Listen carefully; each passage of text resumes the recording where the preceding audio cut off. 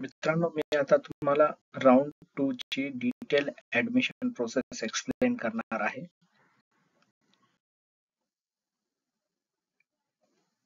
हे जे इन्स्ट्रक्शन आहेत ते अशा स्टुडंटसाठी आहेत ज्यांना एकही कॉलेज लास्ट राउंडमध्ये अलोकेट झालेलं नाहीये. तर अशा विद्यार्थ्यांसाठी पार्ट 2 जो आहे तो 3 जुलै टू 6 जुलैला ओपन होणार आहे. तुम्हाला त्यामध्ये तुम्ही ऑप्शन्स चेंज करू शकता, प्रेफरन्सेस कॉलेजचे चेंज करू शकतात. ज्यांना प्रेफरन्सेस चेंज नाही करायचे, ज्यांना जशाला तसेच जुनेच प्रेफरन्स ठेवायचे ते ठेवू शकतात. पण एक महत्वाची गोष्ट म्हणजे जर तुम्ही अनलॉक केला असेल तुमचा फॉर्म प्रेफरन्सेस चेंज करण्यासाठी, तो लॉक करायला विसरू नका.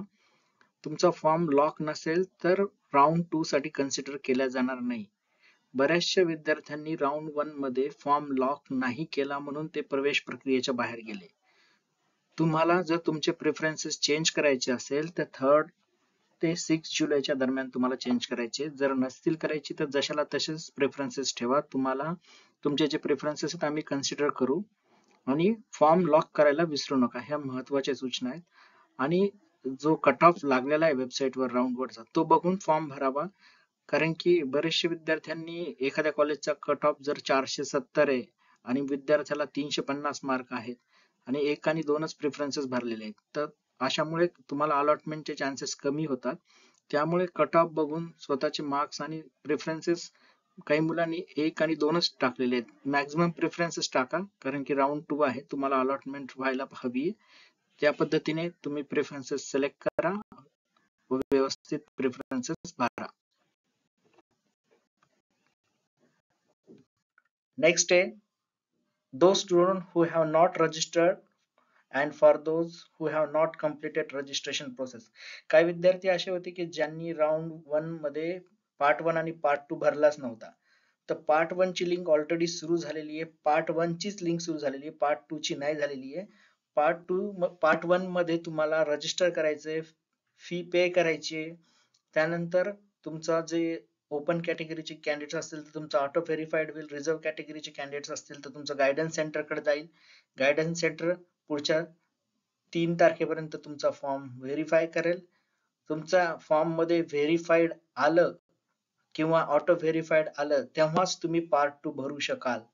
जर तुमचं पार्ट 1 व्हेरीफाईड आणि ऑटो व्हेरीफाईड नाही आला तर गायडन्स सेंटरला कॉन्टॅक्ट करा, त्यांच्याकडनं फॉर्म व्हेरीफाईड करून घ्या.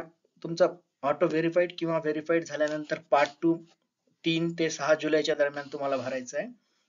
आणि परत रिपीट करतोय, तुमचा पार्ट 2 लॉक करायला विसरू नका. पार्ट 2 लॉक केला नाही तर तुमचा फॉर्म राउंड 2 साठी कन्सिडर केला जाणार नाही. नेक्स्ट इन्स्ट्रक्शन जे आहे, जे विद्यार्थी ज्यांना राउंड 1 मध्ये 2 आणि 10 असे जे प्रेफरन्स आहेत आपले, त्यापैकी मिळालेले हे प्रेफरन्स 2 ते 10च्या दरम्यानचं, पण त्यांना ऍडमिशन कन्फर्म नाही करायची. यांच्यासाठी अशा सूचना आहेत की त्यांना जर जो अलोकेटेड कॉलेज झालेलं आहे त्यांना त्याच्यात ऍडमिशन नाही घ्यायचं, पुढच्या राऊंडला जायचंय, तर त्यांनी त्यांचे जर प्रेफरन्सेस त्यांना चेंज करायचे असतील तर ते एडिट करू शकतात. त्यासाठी तुम्हाला अनलॉक करायचा आहे फॉर्म, चेंजेस करायचे. त्याचं ड्युरेशन आहे 3 जुलै ते 6 जुलै. आणि चेंजेस नसेल करायचे तर फॉर्म तसाच राहू द्या.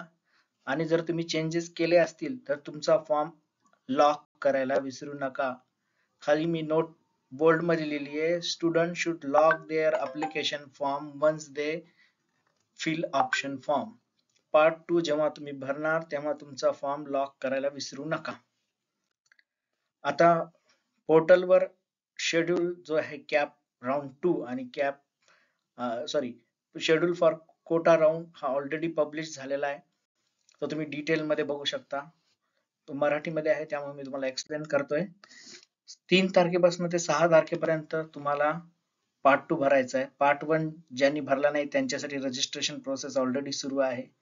7 ते 9च्या दरम्यान डेटा प्रोसेसिंग म्हणजे जी तुमची राउंड 2 ची लिस्ट आहे ती प्रिपरेशनला घेतली जाईल. 10 तारखेला तुम्हाला त्याची पब्लिश करण्यात येईल. 10 ते 12 जुलैच्या दरम्यान तुम्हाला कॉलेजमध्ये प्रवेश राउंड 2 साठी जो मिळालेला आहे तो कन्फर्म करायचा आहे. त्यानंतर डिटेल शेड्यूल जो आहे राऊंड 3 साठी डिस्प्ले करण्यात येईल. हे चॅनल सबस्क्राईब करा, तुम्हाला ऍडमिशन रिलेटेड अलर्ट तुमच्या नोटिफिकेशन मध्ये येतील. धन्यवाद.